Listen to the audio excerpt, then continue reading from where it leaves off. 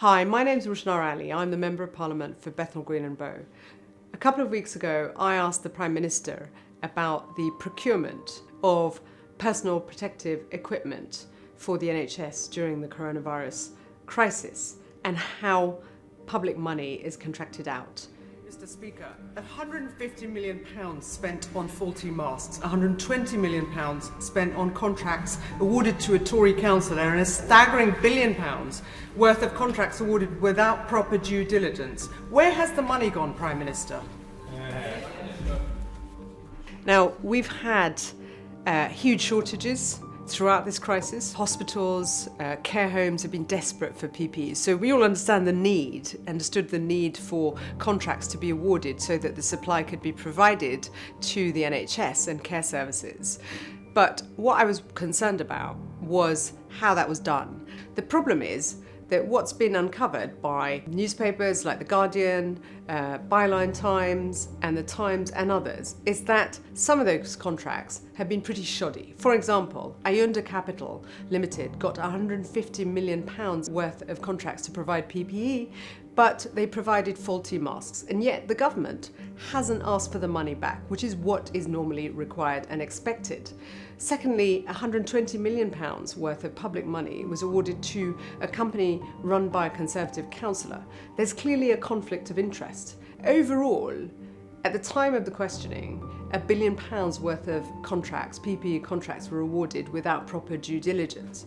Now, I haven't received a response from the Prime Minister yet. He asked me to follow up with a letter, which I have done, and I hope that they take these issues seriously. It's not in the interest of the government, any government, to be losing trust, public trust in how money is used.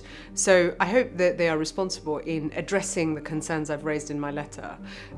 In terms of what this means more broadly, we have to make sure that the emergency legislation that has been provided isn't misused.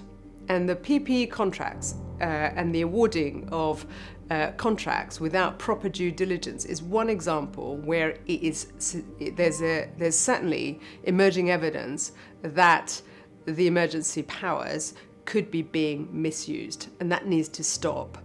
The other thing is that I think there's a wider culture that can build up, even in an old democracy like ours, that if you remove the checks and balances of contracting out and how public money is used, then it is much more susceptible to corruption at the worst case scenario, or bad use of money, poor use of public money, where millions, and in some cases much more, hundreds of millions of pounds, gets wasted and misused.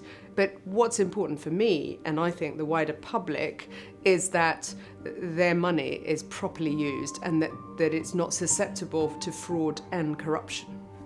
If you care about how public money is used and holding the government to account, if you care about breaking stories, then please sign up to Byline TV.